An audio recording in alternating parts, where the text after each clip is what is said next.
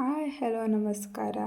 ಎಲ್ಲರೂ ಹೇಗಿದ್ದೀರಾ? ನಾನು ನಿಮ್ಮ ಪ್ರೀತಿಯ ಮೇಘ. ನಾನಂತೂ ತುಂಬ ಚೆನ್ನಾಗಿದ್ದೀನಿ. ನೀವು ತುಂಬ ಚೆನ್ನಾಗಿದ್ದೀರಾ ಅಂತ ಅಂದ್ಕೊಂಡಿದ್ದೀನಿ. ಇದು ನನ್ನ ಮೊದಲನೇ ಯೂಟ್ಯೂಬ್ ವಿಡಿಯೋ. ತುಳುನಾಡಿಂದ ಸ್ಟಾರ್ಟ್ ಮಾಡಿದ್ದೀನಿ. ಇವತ್ತು ನಾನು ನನ್ನ ಫ್ರೆಂಡ್ ಮನೆಗೆ ಕೋಲ ನೋಡೋಕ್ಕೆ ಅಂತೇಳಿ ಹೋಗಿದ್ವಿ. ಅವ್ರ ಊರು ಬಂದುಬಿಟ್ಟು ಮಣಿಪಾಂಡ.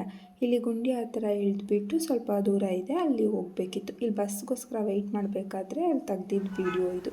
ಅವ್ರ ಮನೆಗೆ ಬೇಗ ಹೋಗಿ ಫ್ರೆಶ್ ಅಪ್ ಆಗಿಬಿಟ್ಟು ಕೋಲ ನೋಡೋಕ್ಕೆ ಅಂತ ಹೋಗಿದ್ವಿ. ನಾವು ಬೇಗ ಹೋಗಿದ್ರಿಂದ ಇನ್ನು ಕೋಲ ಸ್ಟಾರ್ಟ್ ಆಗಿರಲಿಲ್ಲ. ಅದಕ್ಕೆ ಅಲ್ಲೇ ಕೂತ್ಕೊಂಡು ಫೋಟೋಸ್ ಎಲ್ಲ ತಗೊಳ್ತಾ ಇದ್ವಿ. ಇನ್ನೇನು ಕೋಲ ಸ್ಟಾರ್ಟ್ ಆಯಿತು, ಅದು ಕೋಲ ನಡೆಯೋಕ್ಕೆ ಸ್ಟಾರ್ಟ್ ಆಯಿತು. ಅವಾಗ ತೆಗ್ದಿದ್ದು ಫೋಟೋ ಇದು.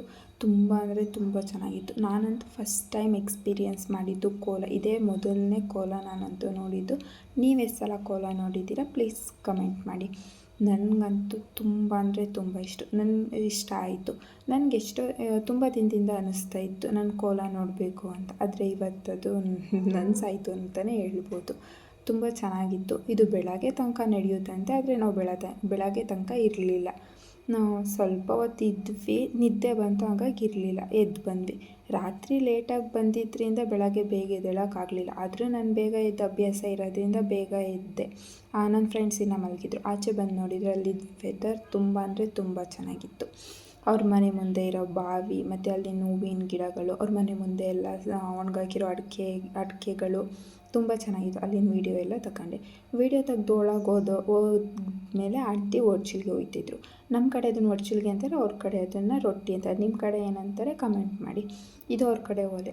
ಮತ್ತು ಅಲ್ಲಿನ ಬಾವಿ ಇತ್ತು. ಆ ಬಾವಿಲಿ ನಾನು ನೀರು ಸೇದಿದೆ. ತುಂಬ ಚೆನ್ನಾಗಿತ್ತು ಅಲ್ಲಿನ ಎಕ್ಸ್ಪೀರಿಯೆನ್ಸ್ ಮಾತ್ರ.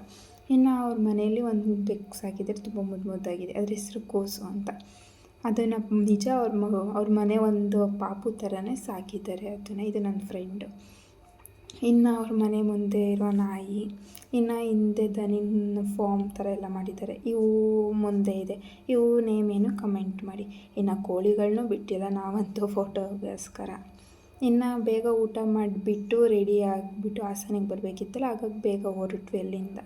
ಇಲ್ಲಿ ಬಸ್ ಸ್ಟ್ಯಾಂಡಿಗೆ ಬಂದರೆ ನನ್ನ ಫ್ರೆಂಡ್ ಫೋನಲ್ಲಿ ಮಾತಾಡೋದು ಬಿಟ್ಟಿಲ್ಲ. ಅವಳು ಬೇಕಾದ್ರೆ ಊಟ ಬಿಡ್ತಾಳೆ, ಆದರೆ ಫೋನಲ್ಲಿ ಮಾತಾಡೋದು ಬಿಡೋಲ್ಲ. ತುಂಬ ಚೆನ್ನಾಗಿತ್ತು. ಮತ್ತು ಹಾಸನಿಗೆ ಬರಬೇಕಿತ್ತಲ್ಲ, ಹಂಗಾಗಿ ಅಲ್ಲಿ ಬೇಗ ಬಸ್ಸಿಗೋಸ್ಕರ ವೆಯ್ಟ್ ಮಾಡ್ತಾಯಿದ್ವಿ. ಫೈನಲಿ ಒಂದು ಬಸ್ ಬಂತು, ಹತ್ಕೊಂಡ್ವಿ. ಬೇಗ ಹಾಸನ ಬರೋದು ಲೇಟಾಗುತ್ತೆ ಅಂತಲೇ ಬೇಗ ಹೊರಟ್ವಿ, ಆದರೂ ಲೇಟಾಗಿತ್ತು. ಸೊ ಇದಾಗಿತ್ತು ನನ್ನ ಮೊದಲನೇ ವೀಡಿಯೋ. ಇಷ್ಟ ಆದರೆ ಪ್ಲೀಸ್ ಲೈಕ್ ಮಾಡಿ, ಕಮೆಂಟ್ ಮಾಡಿ, ಶೇರ್ ಮಾಡಿ. ಪ್ಲೀಸ್ ಸಬ್ಸ್ಕ್ರೈಬ್ ಮಾಡ್ಕೊಳ್ಳಿ. ಮುಂದಿನ ವೀಡಿಯೋದಲ್ಲಿ ಸಿಗೋಣ. ಅಲ್ಲಿ ತನಕ bye bye. Thank you so much.